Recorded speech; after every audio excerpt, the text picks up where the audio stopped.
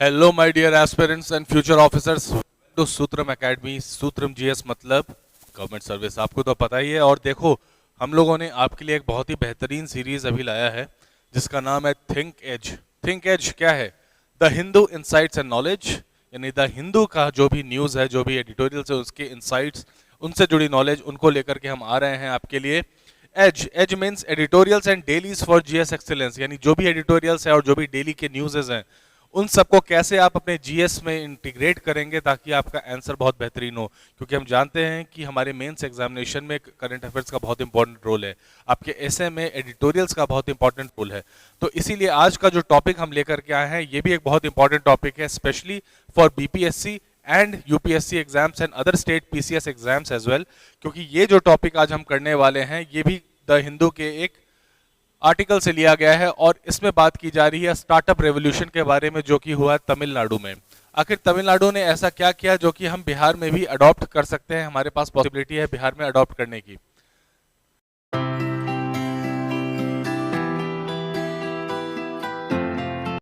तो हम देख रहे हैं यहाँ लिखा हुआ है जैसे कि नवाचार और डीप टेक का स्टार्टअप्स का केंद्र बनता जा रहा है तमिलनाडु, यानी इनोवेशन और डीप टेक। अब डीप टेक आप सोचेंगे आखिर डीप टेक क्या होता है, तो इसको आगे हम लोग विस्तार में जानेंगे आखिर डीप टेक क्या है, क्योंकि ये सवाल जो है आपके प्रीलिम्स में पूछा जा सकता है, डीप टेक आखिर होता क्या है। तो आपको डीप टेक के बारे में knowledge prelims point of view से भी जानना बहुत जरूरी है।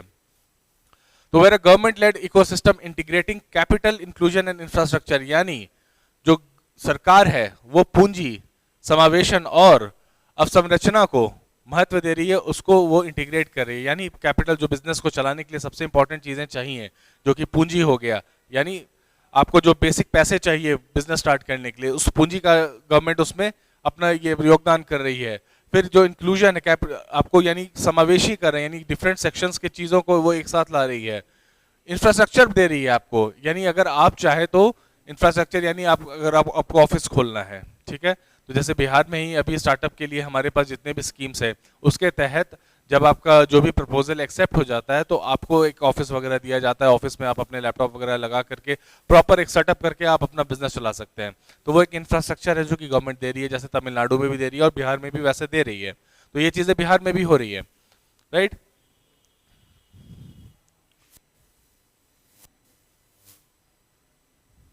तो हम एक चीज नोटिस कर रहे हैं कि महज पिछले 4 साल में, यहाँ देखिए 4 इयर्स लिखा हुआ है ना, 4 इयर्स, 4 साल में क्या हुआ है, जो स्टार्टअप्स थे तमिलनाडु में सिर्फ 2000 करीब कुछ थे, जो कि अब 12,000 हो चुके हैं।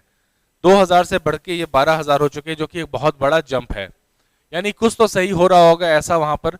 और इसमें खास बात यह है कि यहाँ पर देखिए 50% जितने भी हैं उसमें विमेन से जुड़े हुए स्टार्टअप्स, यानी विमेन ने स्टार्ट किया है वो स्टार्टअप्स, या फिर वैसे ग्रुप्स के लोग जो सोशली डिसएडवांटेज है, यानी सामाजिक रूप से जो वंचित वर्ग हैं, वैसे लोग हैं, महिलाएं हैं, जिन्होंने इस 12,000 में से 50% बिजनेसेस उन लोगों ने स्टार्ट किए हैं। तो हम समझ पा रहे हैं कि तमिलनाडु ने कुछ तो सही चीजें करी हैं। तो आखिर वो सही चीजें क्या हैं, चलिए इसको हम लोग समझते हैं अच्छे से। देखिए, यहां से जो फैक्ट्स हम उठाएंगे थोड़े से, ये कुछ कुछ आपको अपने मेंस में भी इस्तेमाल करने हैं।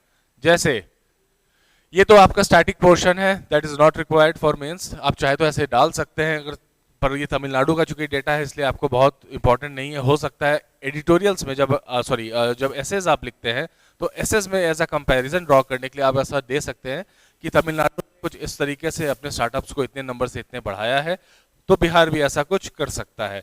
और उसके लिए क्या कर सकता है, तो हम पॉइंट्स को समझेंगे। देखिए, जिसमें से एक इंपॉर्टेंट चीज है रिकॉग्निशन, यानी जो भी बिजनेस है उनको एक रिकॉग्निशन दिया है, एक कंपटीशन का माहौल तैयार किया गया है बेस्ट परफॉर्मर के माध्यम से। यानी जो भी कंपनीज जो है अच्छा परफॉर्म कर रही है उन्हें एक तरह से एक रैंकिंग दी जा रही है, तो जिसके कारण एक कंपटीशन की भावना लोगों में ज्यादा बेहतर बढ़ रही है। उसके अलावा सबसे इंपॉर्टेंट चीज यहाँ पर है सीड फंडिंग। अब आप पूछेंगे कि सीड फंडिंग होता क्या है। इकोनॉमिक्स का एक बहुत इंपॉर्टेंट टर्म है सीड फंडिंग।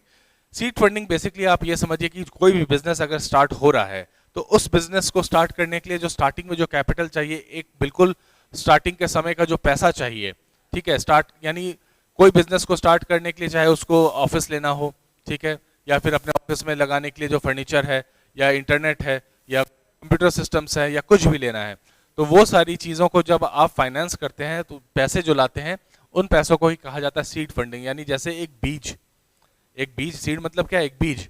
तो एक बीज से बेसिकली उसको जो माहौल चाहिए, जो इन्वायरमेंट चाहिए ताकि वो बाद में अच्छा ग्रो कर सके, तो उस तरह का जो बीज वाली फंडिंग है, जो बिल्कुल बेसिक फंडिंग है, वो आप देते हैं सीड फंडिंग। अब देखो तो सीड फंडिंग को थोड़ा सा इलेबोरेट अगर समझोगे तो ये भी जान लो कि सीड फंडिंग ऐसा नहीं है कि बिजनेस को बस स्टार्ट करने के लिए ही बिल्कुल रहता है। एक तरह से समझो बिजनेस का एक स्वरूप को तय करने के लिए, एक बिजनेस का एक स्ट्रक्चर तय करने के लिए भी इस्तेमाल किया जाता है, या फिर एक प्रोटोटाइप बनाने तक के लिए भी इस्तेमाल किया जाता है कि बिजनेस कुछ ऐसा हो सकता है। इसका मतलब ये नहीं है कि सीड फंडिंग के तहत आप एक तरह से समझ लो कि बिल्कुल बिजनेस आपका स्केल अप कर जाएगा, बहुत ऊपर चला जाएगा, ऐसा कुछ भी नहीं, जरूरी नहीं है। सीड फंडिंग का मतलब है बेसिकली एक बिजनेस का जो एमवीपी एक वर्ड होता है, मोस्ट वायबल प्रोडक्ट, यानी एक मोस्ट सबसे सबसे ज्यादा इंपॉर्टेंट प्रोडक्ट या सबसे ज्यादा पॉसिबल प्रोडक्ट जो हुआ, उस पॉसिबल प्रोडक्ट को बनाने के लिए जो फंडिंग चाहिए कि हाँ ये जो मॉडल है ये चल सकता है, तो उसको कहते हैं सीड फंडिंग। जैसे हमारा सूत्रम एकेडमी है, सूत्रम एकेडमी भी समझ लो अगर एक बिल्कुल बेसिक मॉडल जो है हमारा है, उस मॉडल को चलाने के लिए हम लोग अगर जो पैसे लाते हैं that is known as seed funding. जैसे हमारा मॉडल है कि आप भीड़ का हिस्सा ना बने, भीड़ से अलग बने, यानी आप अगर हमारे साथ जुड़ रहे हैं तो या तो आपका एग्जाम क्लियर होगा या फिर आप उस लेवल के स्किल्ड और उस लेवल के आप नॉलेजेबल पर्सन होंगे कि आप लाइफ में पीछे नहीं रहेंगे, कुछ ना कुछ आप अपनी लाइफ के साथ बेहतरीन तो जरूर ही करेंगे। तो ये हमारा एक मॉडल है। अब इस मॉडल को टेस्ट करने के लिए जो भी पैसे वगैरह लगेंगे इस बिजनेस को बिल्कुल एक ग्रोइंग स्टेज में लाने के लिए, that funding is known as seed funding, जो कि तमिलनाडु ने बेसिकली क्या क्या दिया है, कुछ नहीं तो 10 से 15 लाख हर स्टार्टअप को दिए हैं। ठीक है, 10 से 15 लाख प्रति स्टार्टअप दिया है, और कुछ नहीं तो इसमें 169 स्टार्टअप को इस तरह की फंडिंग वगैरह मिल चुकी है। दूसरा है इंक्लूजन फंड। अब इंक्लूजन फंड जो है ये इंपॉर्टेंट है। समावेशन फंड निधियां जो है ये क्यों इंपॉर्टेंट हो जाती है, क्योंकि समाज में ऐसे वंचित वर्ग हैं जिनको आप चाहते हैं कि वो अपने स्तर से ऊपर उठे, तो उसके लिए जब सरकार उनको मदद करती है, सरकार उनको फैसिलिटीज देती है, तब जाकर के वो ग्रुप ऊपर उठते हैं। जैसे हमारे SC STs हो गए तो उनके लिए स्टार्टअप फंड बना, महिलाएं हो गई, या ग्रामीण क्षेत्र के लोग हो गए, या फिर दिव्यांग उद्यमी जो हो गए, जो दिव्यांग हैं, आप चाहते कि उनकी जीवन बेहतर हो, तो उसके लिए अगर वो बिजनेस करे तो उनको आप मदद करते हैं पैसे से, ताकि वो अपना बिजनेस को अच्छे से ग्रो कर सकें। तो ये सारी चीजें आपकी आती हैं इंक्लूजन फंड्स में। फिर एक इंपॉर्टेंट टर्म आता है इंक्यूबेशन एंड इकोसिस्टम, यानी इंक्यूबेशन एवं पारिस्थितिकी। अब देखो क्या होता है, कोई भी बिजनेस को चलाने के लिए एक इकोसिस्टम चाहिए, किसी एक बच्चे को ही बड़ा करने के लिए एक अच्छा माहौल, इकोसिस्टम, इन्वायरमेंट चाहिए। कहते हैं ना इन्वायरमेंट, जो हम अक्सर यूज करते हैं वर्ड, तो जो इकोसिस्टम है या इन्वायरमेंट वर्ड है वो यही है कि आप एक ऐसा इन्वायरमेंट दे रहे हैं बच्चे उस बिजनेस को कि वो सही से ग्रो करे। और उस इन्वायरमेंट को देने से भी पहले एक और बहुत इंपॉर्टेंट स्टेप होता है, वो है इंक्यूबेशन का। इंक्यूबेशन को बहुत आसान भाषा में कुछ इस तरह समझो, जैसे कई बार होता है बच्चे जब पैदा होते हैं, कुछ बच्चे थोड़ा सा नाजुक होते हैं, थोड़ा सा कुछ प्रॉब्लम्स होती है कि उन्हें कुछ दिन की केयर चाहिए होती है अलग से, तो अस्पताल उन्हें इंक्यूबेशन में रखता है, यानी एक ऐसे माहौल में रखता है कि जहां वो उनकी लाइफ सस्टेन कर जाए, उनकी जिंदगी पे कोई बुरा असर ना पड़ जाए, किसी तरह से कोई लॉस ना हो जाए। तो उस तरह से उन्हें टेक्नोलॉजिकली या फिर न्यूट्रिशन के माध्यम से या दवाइयों के माध्यम से उन्हें वो बेहतर एक स्टेज में लाते हैं कि वो एक नॉर्मल बच्चे की तरह हो जाए। यानी एक नॉर्मल डिलीवरी के समय जो बच्चा होता है, जैसे आप अपने फैमिली में ही देखे होंगे कि नॉर्मल डिलीवरी जब होती है, बच्चा नॉर्मल होता है तो बहुत जल्दी आपके गोद में बच्चे आ जाते हैं, फिर आप उन्हें देख पाते हो। पर कुछ बच्चे ऐसे होते हैं जैसे वो थोड़ा सा उन्हें प्रॉब्लम होती है, तो उन्हें 1-2 दिन या कुछ समय के लिए इंक्यूबेशन में रखा जाता है, उसके बाद वो नॉर्मल बच्चे की उस श्रेणी में आ जाते हैं, जिसको फिर बाद में आप लोगों को दिया जाता है। तो बिजनेसेस के साथ भी ऐसा ही है कि बिजनेसेस को जब स्टार्ट करते हैं तो बहुत ही फ्रेजाइल होते हैं, बहुत ही उसमें प्रॉब्लम आने की संभावनाएं होती है। तो जब आप उसको एक सही माहौल में, एक सही इन्वायरमेंट में उसको प्रदान करते हो, तो उसके कारण वो बिजनेस बहुत बेहतर ग्रो कर पाती है। ठीक है, यानी वो जो फेज है, जो स्टार्टिंग का फेज है, अगर उसमें वो स्थिर कर गई वो बिजनेस कहीं ना कहीं एक पकड़ बना ली, तो उसके बाद उसका ग्रो बहुत अच्छा होगा, अच्छे इकोसिस्टम की माध्यम से ही। और इसके लिए कई रीजनल हब्स बनाए गए हैं या प्री इंक्यूबेशन सेंटर्स भी बनाए गए हैं। यानी रीजनल हब यानी पूरे स्टेट में एक सर्टेन एरियाज में एक तरह से डिवाइड करके आपको इस तरह से रीजनल हब्स बनाए गए हैं, जहां पर इंक्यूबेशन वगैरह इनको प्रोवाइड किया जा रहा है, इस तरह के बिजनेसेस को, यानी इस तरह से इनको माहौल और इकोसिस्टम प्रोवाइड किया जा रहा है। मेंटोर्स का इन्हें एक्सेस दिया जा रहा है। मेंटोर्स यानी वो लोग जिन्हें बिजनेस का अच्छे से जानकारी है, वो लोग इस तरह के बिजनेसेस को जब हेल्प करते हैं, इनको रास्ता दिखाते हैं, तब जाकर ये बिजनेसेस अच्छा काम कर पाती हैं। तो इंक्यूबेशन इकोसिस्टम बहुत अच्छा इंपॉर्टेंट टर्म है जो कोई भी गवर्नमेंट को प्रोवाइड करना चाहिए अपने राज्य के बिजनेसेस को। एक और बहुत ही बेहतरीन टर्म है यहाँ पर ग्लोबल कॉन्फ्रेंस। आपने शायद सुना होगा, बिहार में ही कई बार सुना होगा कि कई बार कुछ बिजनेसमैन का एक समिट होता है, बियाडा वगैरह जैसे हैं वो लोग कोई समिट करवाती है, या फिर बिहार के और भी इंडस्ट्रीज के कुछ समिट करवाती है, तो कई सारे बिजनेसमैन वहाँ उस समिट में, उस कॉन्क्लेव में जाते हैं। ये हुआ रीजनल लेवल पे। आप रीजनल लेवल पे इस तरह से जब समिट वगैरह करवाते हैं, ये ग्लोबल कॉन्फ्रेंस की जगह आप एक और पॉइंट इसमें ऐड कर सकते हो, रीजनल कॉन्फ्रेंसेस भी आप कर सकते हो, या नेशनल कॉन्फ्रेंसेस भी आप ऐड कर सकते हो। तो नेशनल या रीजनल कॉन्फ्रेंसेस में क्या होता है कि आप अपने ही क्षेत्र के लोगों से, बिजनेसमैन से आप मिल रहे हैं, और उनके साथ आपका जो भी जरूरत है, उनसे जो आपकी नेटवर्किंग है, बेसिकली कोई बिजनेस में बहुत इंपॉर्टेंट चीज जो है वो नेटवर्किंग, आप वो नेटवर्किंग कर पा रहे हैं।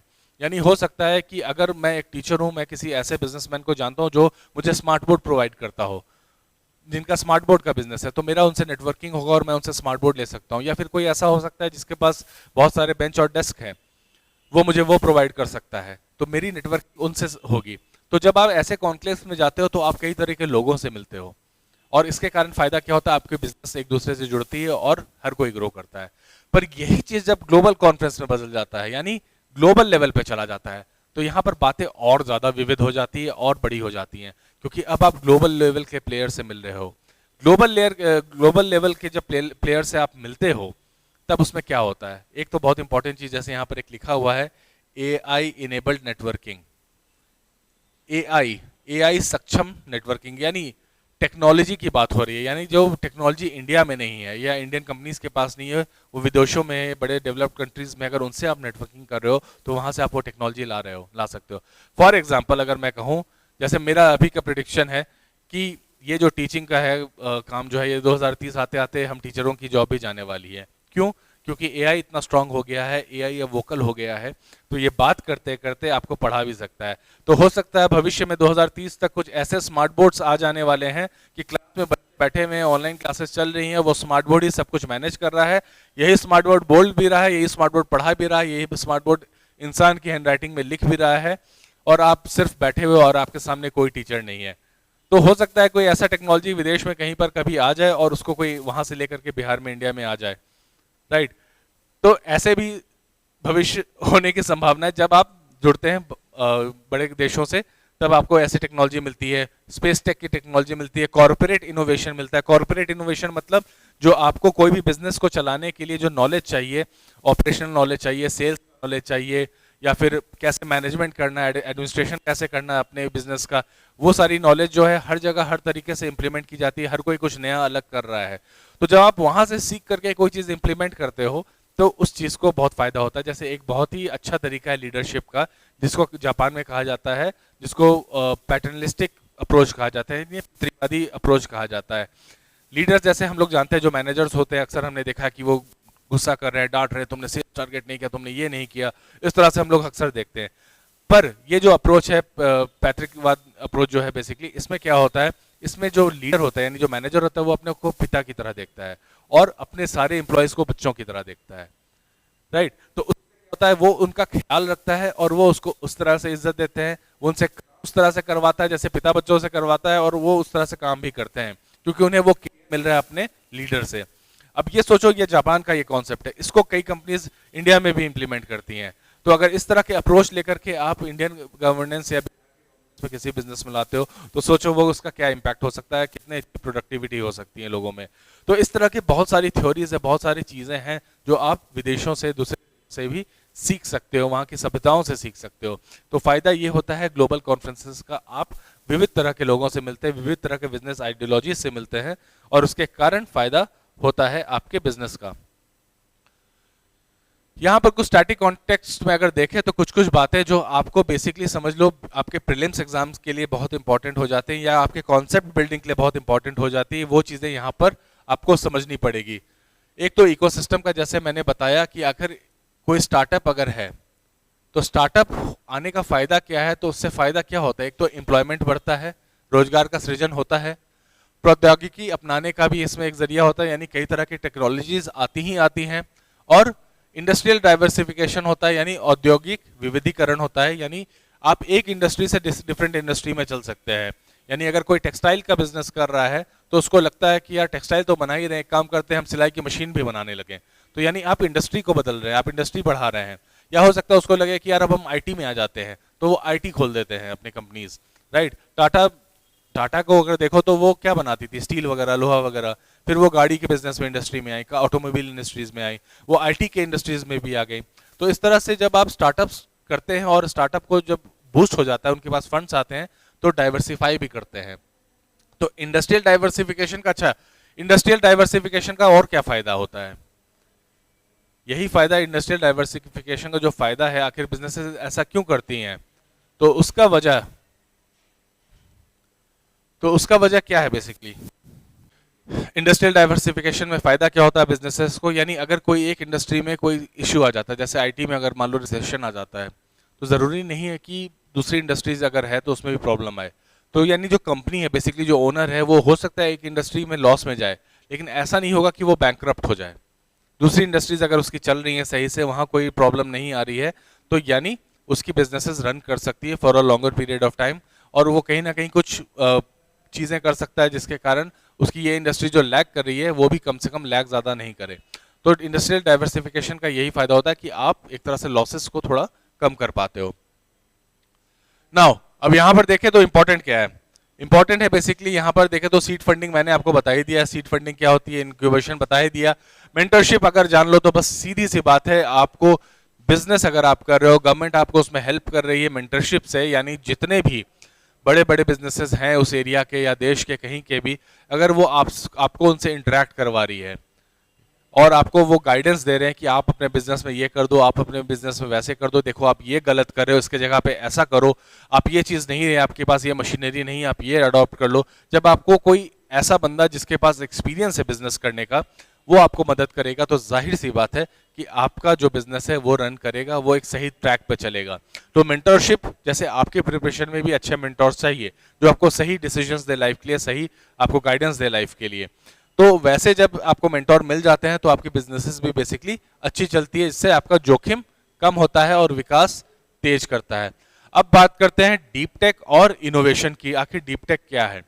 डीप टेक देखो, टेक्नोलॉजी हम समझ रहे हैं, पर जब देखो डीप टेक की हम बात करते हैं ना, वैसे टेक्नोलॉजी जो कि एक एडवांस साइंस, एडवांस टेक्नोलॉजी और आईटी या एआई के मिश्रण से बना है, यानी एडवांस्ड साइंस यानी एडवांस्ड विज्ञान,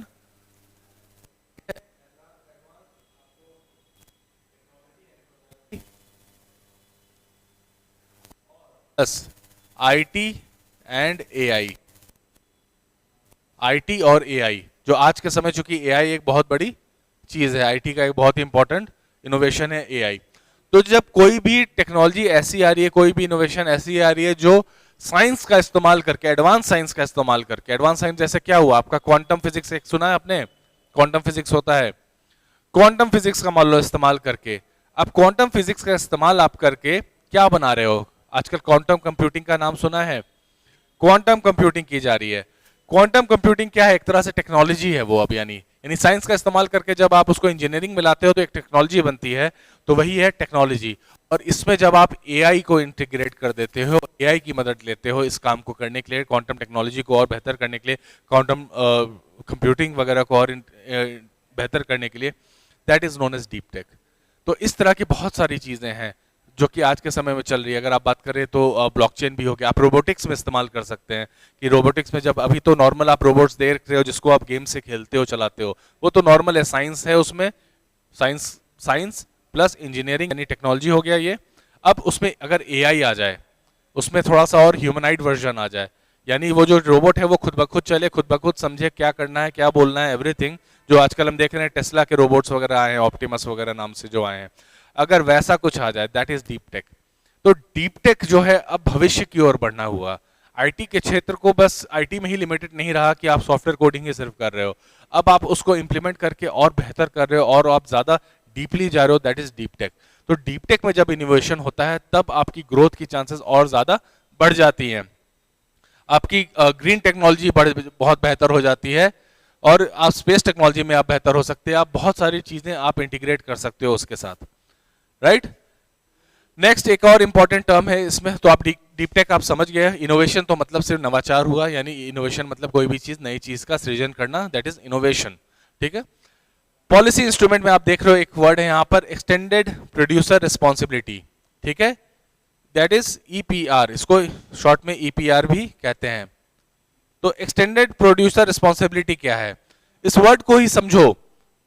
प्रोड्यूसर रिस्पॉन्सिबिलिटी यानी जो प्रोड्यूस कर रहा है उसकी रिस्पॉन्सिबिलिटी, लेकिन कैसी रिस्पॉन्सिबिलिटी, तो एक्सटेंडेड यानी थोड़ी बढ़ी हुई, विस्तृत उत्पादक रिस्पॉन्सिबिलिटी, ऐसे समझिए।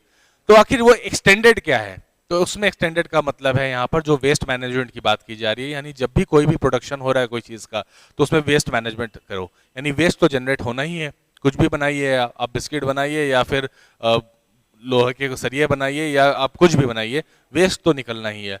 अब उस वेस्ट को जब आप ऐसे नहीं कि बस निकल रहा है उसको ऐसे ही गंगा जी में डाल दिए, राइट, ऐसे ही नदी में बहा दिए, वो चीज नहीं। अब आप उसको ट्रीट करिए, उसको ऐसे स्थिर अवस्था में लाइए कि उससे इन्वायरमेंट का नुकसान नहीं हो, लोगों का नुकसान नहीं हो, किसी चीज का नुकसान नहीं हो। तो वैसा जब आप कर देते हैं सिस्टम अपने वेस्ट के साथ, यानी उसको आप अच्छे से मैनेज कर देते हैं, that is known as extended producer responsibility. यानी ये प्रोड्यूसर का अब रिस्पॉन्सिबिलिटी हो गया है कि कैसे वो अपने वेस्ट को सही तरीके से मैनेज करे और उसको सही तरीके से फिर बाद में उसको डिस्पोज ऑफ करे। अगर मान लो नदी में ही डालना है किसी तरह का केमिकल या कुछ भी, सीवेज का ही ट्रीटमेंट की अगर हम बात करें, तो आप नदी में ऐसे ही सीवेज नहीं डाल सकते हैं, आपको उसको ट्रीट करना होगा, और ट्रीट करके आपको उसको पोर्टेबल वाटर की श्रेणी में लाना होगा, एक क्लीन वाटर की श्रेणी में लाना होगा, जिसको आप नदी में डालें और नदी गंदा ना हो। तो उस तरह की रिस्पॉन्सिबिलिटीज को जब हम कहते हैं, जो ईपीआर है, यानी आप मान के चलिए समझ लीजिए, यानी वेस्ट से रिलेटेड है, यानी जो भी वेस्ट जनरेट हो रहा है उससे रिलेटेड है आपका एक्सटेंडेड प्रोड्यूसर रिस्पॉन्सिबिलिटी। यहां पर एक और वर्ड आप देख रहे होंगे, इक्विटी फ्री ग्रांट्स, है ना, इक्विटी फ्री ग्रांट्स।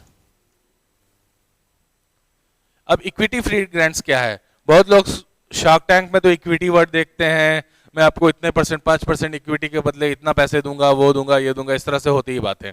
और वहां पर कई लोगों को तो समझ में नहीं आता आखिर होता क्या है। बहुत ही आसान वर्ड है, बहुत ही आसान टर्म है। इक्विटी मतलब समझ लीजिए सीधा ओनरशिप, यानी उसकी कंपनी में हिस्सेदारी। यानी कोई भी कंपनी है, अगर कोई बंदा कहता है कि मैं आपकी कंपनी में 5% हिस्सेदारी लूंगा, तो इसका मतलब है इक्विटी लूंगा, यानी आपकी कंपनी का 5% का मालिक मैं हो जाएगा, यानी आपके जो भी प्रॉफिट होंगे, जो भी चीजें होंगी, उसमें 5% मेरा होगा। यानी अगर आप 100 करोड़ कमा रहे हैं तो 5 करोड़ मेरा होगा। तो शार्क टैंक वगैरह भी जैसे आप देखते हैं, तो 5% इक्विटी के बदले वो कहते हैं कि हम आपको कुछ इतने रुपए देंगे, इतने लाख देंगे, ये देंगे, वो देंगे। तो वो फंडा हो जाता है, क्योंकि वो कुछ दे रहे हैं, उसके बदले में उनको इक्विटी मिल रही है। यहाँ पर क्या, इक्विटी फ्री ग्रांट्स, यानी जब गवर्नमेंट इनके लिए पैसा देती है, इन बिजनेसेस को पैसा देती है, तो जिसके थ्रू दिलवाती भी अगर है, तो उसमें उस बंदे का, गवर्नमेंट का, या फिर उस पर्टिकुलर कंपनी या फिर उस इंडिविजुअल का कोई हिस्सेदारी ही नहीं होगा। यानी जो ओनर है वो सारा प्रॉफिट कमा सकता है खुद ही। अगर वो लाख रुपए भी कमा रहा है महीने के, वो लाख रुपए उसके पास ही रहने, उसमें से एक पैसा भी किसी और को उसको नहीं देना है। यानी इक्विटी फ्री ग्रांट्स आपको मिलेगा, यानी जो भी उसको हेल्प मिल रही है गवर्नमेंट से मॉनिटरीली या जैसे भी, उसमें गवर्नमेंट या फिर कोई और तरीके से कोई भी उनकी कंपनी का ओनरशिप नहीं छीनने वाला है। राइट, मेंटोरशिप नेटवर्क और रीजनल इंक्यूबेशन हब्स तो अभी आपको मैंने बता ही दिया है। I hope everything is clear. तो देखो ये जो बातें हैं यहाँ पर, ये थोड़ा सा कुछ फैक्चुअल बातें जिसको आप इस्तेमाल कर सकते हो, जैसे कि startups are now moving beyond beneficiaries, यानी स्टार्टअप्स अब लाभार्थियों से आगे बढ़कर सरकारी परियोजनाओं का भागीदार भी बन रहे हैं। यानी अब सिर्फ बेनिफिशियरी नहीं रहे हैं, स्टार्टअप इतने ग्रो कर जा रहे हैं, जो वहां पर हैं तमिलनाडु में, जो स्टार्ट हो चुके हैं सही तरीके से, अब जिनको इंक्यूबेशन मिल गया, जिनको मेंटोरशिप मिल गया, इकोसिस्टम मिल गया, गवर्नमेंट की ओर से जो सपोर्ट, सीड फंडिंग मिल गई, सब कुछ मिल गया, वो स्टार्टअप अब जाकर के सिर्फ स्टार्टअप नहीं रहे, अब वो गवर्नमेंट की हिस्सेदारी में भी पार्ट ले रहे हैं। जस्ट इमेजिन कितनी बेहतरीन चीज हुई है। यानी बच्चा अब बड़ा हो गया है, राइट, तो वो बच्चे अब बड़े हो गए हैं, अब वो रिस्पॉन्सिबिलिटी उठा रहे हैं, गवर्नमेंट के साथ वो मिलकर काम कर रहे हैं।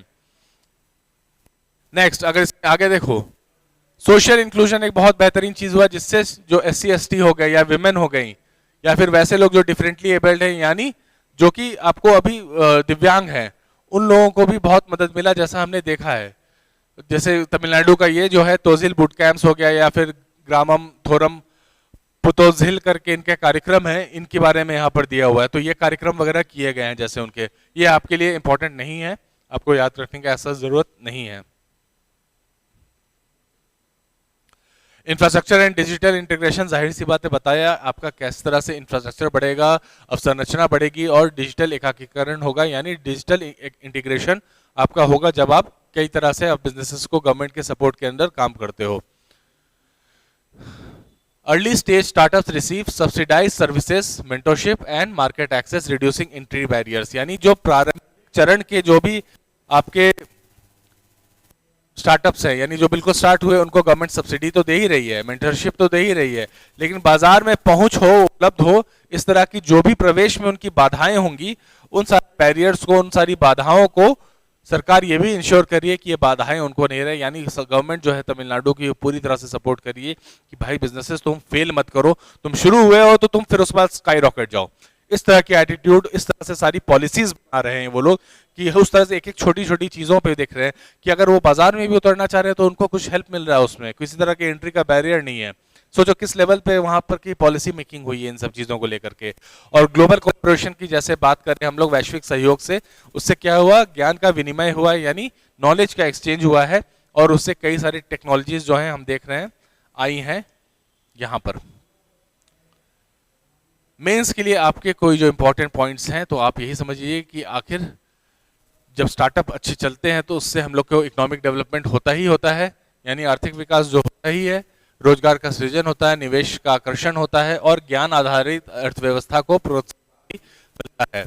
शासन नीति, नवाचार और समावेशन के लिए राज्य नेतृत्व हस्तक्षेप का उदाहरण सहकारी संघवाद के अनुरूप, यानी जो भी इंटरवेंशन हो रहा है इनोवेशन वगैरह के लिए, उस एक तरह से इसको cooperative federalism, right, cooperative federalism के हिसाब से चलता हुआ आप मान के चलिए कि एक तरह से सरकार पब्लिक प्राइवेट पार्टनरशिप, सुना है ना आपने, पीपीपी, तो ये वही उसी तरह से एक सहकारी संघवाद को आप उसका एक अनुरूप समझ सकते हैं, उसके अनुरूप चलता हुआ है। सोशल इक्विटी हम देख रहे हैं कि किस तरह से विमेन और डिसएडवांटेज ग्रुप को इससे मदद मिली है, और टेक्नोलॉजी का एडवांसमेंट यानी तकनीकी प्रगति भी हम देख रहे हैं किस तरह से तकनीकी रूप से भी ये आगे बढ़ने का इनका प्रचलन हो गया है। अब जब आप आंसर्स वगैरह लिखते हैं, आपसे मेंस वगैरह में पूछ लेगा कि आखिर बिहार के लिए हम किस तरह से क्या कर सकते हैं, बिहार में किस तरह से अभी की अवस्था क्या है और इसको बेहतर कैसे कर सकते हैं। तो ये जो वे फॉरवर्ड है यानी आगे की राह, ये आपकी मदद करेगा इस चीज को आंसर्स में लिखने के लिए, आखिर वो क्या चीजें हो सकती है। एक इसमें समझना कि देखो वे फॉरवर्ड में मतलब कि आप आगे की बता रहे हो, यानी अभी जो है उससे और अच्छा क्या हो सकता है। यानी यहाँ जो पॉइंट्स दिए हुए देखो क्या कितना खूबसूरत पॉइंट है। Expand state incubators and pre incubation centres at national level, यानी राज्य के जो इंक्यूबेटर्स हैं ऑलरेडी, अभी जो इंक्यूबेटर्स हैं, जो भी उनकी जो भी चीजें आप उसको सहूलियतें आप दे रखे हैं, या जो भी प्री इंक्यूबेशन केंद्र जो भी हैं राज्य में, उनके पास हर वो चीज अभी नहीं होगा, राष्ट्रीय स्तर का नहीं होगा, राज्य स्तर का होगा, है ना। अगर नेशनल लेवल पे कोई चीज है उसके पास इंटरनेशनल लेवल का चीज नहीं है, तो वही फंडा यहाँ पर कह रहा है कि यहाँ पर राज्य स्तर की उसके पास जो भी इंक्यूबेशन की चीजें वो चीजें हैं, लेकिन उसको अब आप विस्तार करके राष्ट्रीय स्तर पे करिए, और अगर राष्ट्रीय स्तर पे हो जाएगा तो आगे विस्तार फिर करिए उसको, फिर आप लेकर के चलिए अंतरराष्ट्रीय स्तर पे। तो ये होता वे फॉरवर्ड, यानी आगे की राह क्या होगी। पब्लिक प्राइवेट पार्टनरशिप को आप और बढ़ावा दीजिए, जो कि जो कोऑपरेटिव फेडरलिज्म जैसे हमने कहा यहाँ पर, तो पब्लिक प्राइवेट पार्टनरशिप जो है इससे और बढ़ावा दीजिए। इसके कारण क्या होगा कि जो टेक्नोलॉजी का इंटीग्रेशन है, जो चीजों का नॉलेज है, वो एक तरह से पब्लिक और प्राइवेट सेक्टर्स दोनों में फैलेगी। फिर फंडिंग की प्रभावशीलता के लिए निगरानी और मूल्यांकन ढांचे को मजबूत करना, ये बहुत इंपॉर्टेंट पॉइंट है। यानी अगर फंडिंग आप कर रहे हैं, ठीक है, फंडिंग के बाद आपको मॉनिटरिंग भी करना ही है और इवैल्यूएशन भी करना है।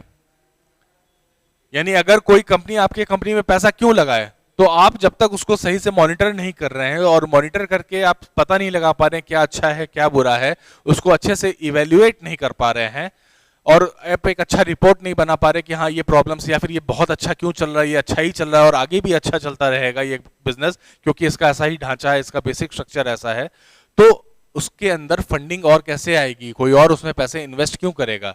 यानी आपको उन बिजनेसेस को मॉनिटर भी करना है, साथ साथ करते रहिए और उन बिजनेसेस को आप सही तरीके से इवेल्युएट करिए एक सही ढांचे के अंतर्गत, एक मूल्यांकन ढांचे के अंतर्गत। फिर इंक्रीज इंटरनेशनल कोलैबोरेशन, जैसा मैंने बताया, अंतर्राष्ट्रीय सहयोग को बढ़ाइए और छात्रों और ग्रामीण नव प्रवर्तकों के बीच जागरूकता हेतु शिक्षा संबद्ध हैकाथॉन और इंक्यूबेशन कार्यक्रमों का आयोजन, यानी आपका एजुकेशन लिंक्ड हैकाथॉन्स और इंक्यूबेशन प्रोग्राम्स।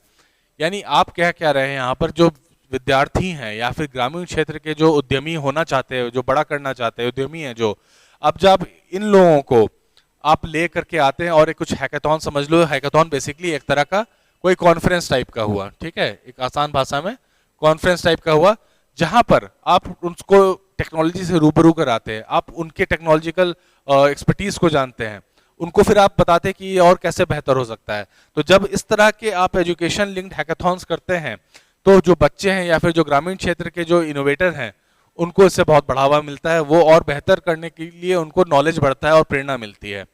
तो इंक्यूबेशन प्रोग्राम जब आप करते हैं, यानी अगर उनके पास कोई आइडिया है और वो चाहते हैं इसको ऐसे ग्रो कर सकते, तो आप उसको अगर इंक्यूबेशन देते हैं, वैसा यानी वैसा माहौल देते हैं कि अगर इनका आइडिया को नर्चर किया जाए तो ये कुछ अच्छा बन सकता है। जैसे बिहार में ही एक है, ठेकुआ बनाते हैं ये लोग, अगर ये ठेकुआ बनाने वाले, अगर इनको गवर्नमेंट सपोर्ट पहले स्टार्टिंग में और कर देती और बेहतर करेगी इनको, तो ये और बेहतरीन कर सकते हैं। एक छोटे से शहर में ये ठेकुआ बना करके पूरे देश में बांट रहे हैं, राइट। तो ये है एक ग्रामीण उद्योग कह सकते हैं, ग्रामीण इनोवेटर कह सकते हैं इस बंदे को। तो उस तरह की चीजें जब आप करते हैं, जब इस तरह से आप हैकाथॉन या इंक्यूबेशन प्रोग्राम्स करेंगे तो इस तरह से आपको फायदा मिलेगा, लोग और जागरूक होंगे और बेहतर बिजनेसेस आपके क्षेत्र में फिर डेवलप होंगी, राइट। तो कंक्लूजन में है, कंक्लूजन पे निकल मत जाना है, कंक्लूजन देख लो, बहुत जरूरी होता है। और इसके बाद सवाल भी है मेंस का, और हम लोग अभी एक यहाँ पर काम करने वाले हैं, एक ऐसी चीज करने वाले हैं जिसका आपको तुरंत पता चलेगा रिजल्ट। कंक्लूजन, तो इसको आप खुद ही पढ़े तो तमिलनाडु की स्टार्टअप रणनीति दर्शाती है कि कैसे सरकारी नीति यानी सरकार की नीतियां, पूंजी यानी कैपिटल और मेंटरशिप मिलकर के शुरुआती नवप्रवर्तकों को आर्थिक साझेदारों में बदल सकती है। यानी जो शुरुआती इनोवेटर्स है उनको एक आर्थिक साझेदार में ये बदल सकते हैं, एक इकोनॉमिक पार्टनर्स बना सकते हैं। अब ये जो लाइन है ना, बेसिकली आप चाहो तो एक स्टार्टिंग लाइन के भी इस्तेमाल कर सकते हो फॉर एनी, अगर ऐसे वगैरह में आता है और उसमें बिहार के ऊपर अगर बिजनेसेस के ऊपर आ सकता है, तो आप इसमें लिख सकते हो कि तमिलनाडु से प्रेरणा लेते हुए हम ये समझते हैं, या फिर आप लास्ट में भी लिख सकते हो इस चीज को कि कैसे अगर स्टार्टिंग में लिख रहे हो तो क्या लिखो कि कैसे सरकारी नीति, पूंजी और मेंटरशिप मिलकर नवप्रवर्तकों को आर्थिक साझेदारी में बदल सकती है। तो आगे के पॉइंट्स में फिर आप उसको विस्तृत तरीके से बताएंगे कि आखिर तमिलनाडु सरकार ने ऐसा क्या क्या किया और क्या क्या बिहार उसको इंप्लीमेंट करके और बेहतर तरीके से अपने बिजनेसेस को और स्टार्टअप्स को बढ़ावा दे सकता है। ठीक है, इसमें क्या हो रहा है, समावेशी विकास हो रहा है और वैश्विक प्रतिस्पर्धा को जन्म दे रहा है। यानी क्या हो रहा है, ग्लोबल कॉम्पिटिटिवनेस को जन्म दे रहा है, वैश्विक प्रतिस्पर्धात्मक दोनों को बढ़ावा मिलता है, right. By integrating equality, infrastructure and connectivity, अवसंरचना, कनेक्टिविटी, समानता, इन सबको मिला करके तमिलनाडु का जो बेसिकली है इनोवेशन मॉडल है, ये अभी एक बहुत ही अच्छा इंप्रेशन दे रहा है ऑल ओवर इंडिया। तो स्टार्टअप्स के लिए ये एक बहुत बेहतरीन काम हो रहा है वहां पर, राइट। चलो प्रीलिम्स के लिए क्वेश्चन है, और लेकिन ये क्वेश्चन जो है ये मोस्टली तमिलनाडु से रिलेटेड है, आपकी बीपीएससी या फिर यूपीएससी के लिए भी बहुत इंपॉर्टेंट नहीं है, तो इसको आप चाहे तो स्किप भी कर सकते हैं। अदरवाइज आप अगर देखना चाहते हैं तो देख लीजिएगा ये सवाल को पॉज करके। मेन इंपॉर्टेंट है यहाँ पर मेंस का सवाल, और ये है आपका मेंस का सवाल जो बिहार के लिए बहुत इंपॉर्टेंट है, बीपीएससी के लिए। अगर आप इंडिया लेवल पे हैं तो आप इसको यहाँ पर इंडिया, बिहार की जगह इंडिया डाल सकते हैं, ठीक है। अगर यूपीएससी के लिए आप प्रिपेयर कर रहे हैं, अगर उत्तर प्रदेश या राजस्थान क्लिक कर रहे हैं तो यहाँ पर आप उत्तर प्रदेश या राजस्थान को ऐड कर सकते हैं। आंसर मोस्टली आपका सेम ही ढांचे पे आएगा, थोड़ा सा आपको अपने रीजन के जो चीज़ें, चैलेंजेस हैं, जो फायदे हैं, जो बेनिफिट्स हैं, जो अपॉर्चुनिटीज हैं, उनको मिलाकर के आंसर लिखना होगा। तो सवाल है कि बिहार के स्टार्टअप परिस्थितिकी तंत्र को अधिक राजस्व, रोजगार अवसर और नवाचार उत्पन्न करने हेतु कैसे सशक्त किया जा सकता है, विश्लेषण कीजिए। Analyse how can Bihar startup ecosystem be strengthen to generate more revenue, employment opportunities and innovation. अभी तक हमने जितनी चीजें पढ़ाई, आपको इस पूरे टॉपिक में आपको समझ में आ गया होगा क्या क्या इंपॉर्टेंट चीजें हैं इसमें। एक चीज आप अब इसमें करो, अगर इस सवाल का अगर आपको सिर्फ और सिर्फ इंट्रोडक्शन लिखने अभी मैं बोलूं, आप वीडियो को पॉज करिए और इसका सिर्फ और सिर्फ आप इंट्रोडक्शन लिखिए। राइट, सिर्फ और सिर्फ इंट्रोडक्शन, यानी पहला जो होता है ना फॉर्मेट हमारा लिखने का, इंट्रोडक्शन, बॉडी, फिर उसके बाद कंक्लूजन। तो मैं आपको बोल रहा हूँ कि बस आप इंट्रोडक्शन वाला पार्ट लिखिए। आखिर वो एक लाइन का इंट्रोडक्शन क्या लिखेंगे आप, इसका पॉज करिए और लिखिए, फिर मैं आपको अपना बताऊंगा कि आखिर क्या आप इसका इंट्रोडक्शन लिख सकते हैं, और दोनों में फिर आप समझिए कि क्या डिफरेंस आपको रहेगा। राइट, पॉज कर सकते हैं वीडियो आप। ओके, आई होप आप लोगों ने इंट्रोडक्शन लिख लिया होगा। तो जहां तक मेरी समझ है, मोस्ट ऑफ द स्टूडेंट्स ने जो लिखा होगा, अगर इंग्लिश में देखा जाए तो इसका इंट्रोडक्शन होगा कि Bihar startup ecosystem can be strengthened through various measures and it that can help generate more revenue, employment opportunities and innovations, या फिर फॉलोइंग मेथड्स जिसके जरिए ये हो सकता है। यानी बिहार का स्टार्टअप परिस्थितिकी को अधिक रोजगार, राजस्व और नवाचार उत्पन्न करने हेतु इन पॉइंट्स के तहत ये चीजें की जा सकती हैं। आप में से कई लोगों ने ऐसा ही कुछ लिखा होगा या सोचा होगा, पर अगर मेरी बात माने, अगर आप सूत्रम के अगर एक्सपर्टीज को समझे, सूत्रम आपसे ये इंट्रोडक्शन ऐसे नहीं लिखवाएगा। तो आपका जो स्टार्ट है, आप एक पॉजिटिव आपको एक नोट दे रहा है यहाँ पर, जब आप बिहार की एक दिखा रहे कि बिहार में पोटेंशियल क्या है और अब आप इसको इस्तेमाल कैसे करेंगे, क्योंकि आंसर में भी आपको कहीं ना कहीं इसी तरह से लिखा जा सकता है, क्योंकि आपको मोस्टली गवर्नमेंट नीतियों के बारे में लिखना है। यानी बिहार के पास ऑलरेडी ये सारी चीजें अभी हैं कि बिहार के पास रिसोर्सेज हैं, ह्यूमन रिसोर्सेज है, मेहनती लोग हैं, कुशल कारीगर हैं, ये सारी चीजें बिहार के पास है। गवर्नमेंट पॉइंट ऑफ व्यू से अगर आप देखें तो ये किया जा सकता है। गवर्नमेंट ऐसी ऐसी नीतियां ला सकती है, इस तरह से चीजें अलग कुछ कर सकती हैं, तब जाकर के और बेहतर हो सकता है। राइट, तो आंसर जब आप लिखेंगे तो आप इसका आंसर कुछ इसी तरह से लिखेंगे कि बिहार के पास ऑलरेडी ये सब चीज कुछ कुछ अच्छी हैं, पर इन चीजों को अगर सही दिशा दी जाए, सही इनके लिए नीतियां बनाई जाए, सही इनके लिए अपॉर्चुनिटीज बनाई जाए, तब जाकर के हमारे बिहार में भी जो राजस्व की इश्यू है या फिर रोजगार का इश्यू है या नवाचार का है बात है, वो सारी चीजें और बेहतर हो सकती है। ऑलराइट, तो आई होप आपको ये समझ में आया होगा। क्लास अच्छा लगा है तो लाइक कर देना वीडियो को, चैनल को सब्सक्राइब कर लीजिए, क्योंकि अब वीडियोस कंटिन्यूसली आती रहेंगी आपके लिए।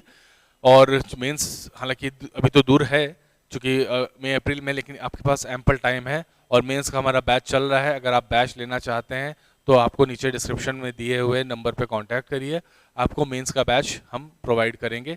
मेंस का टेस्ट सीरीज भी हमारा चल रहा है, तो आप चाहे तो उसमें भी जुड़ सकते हैं।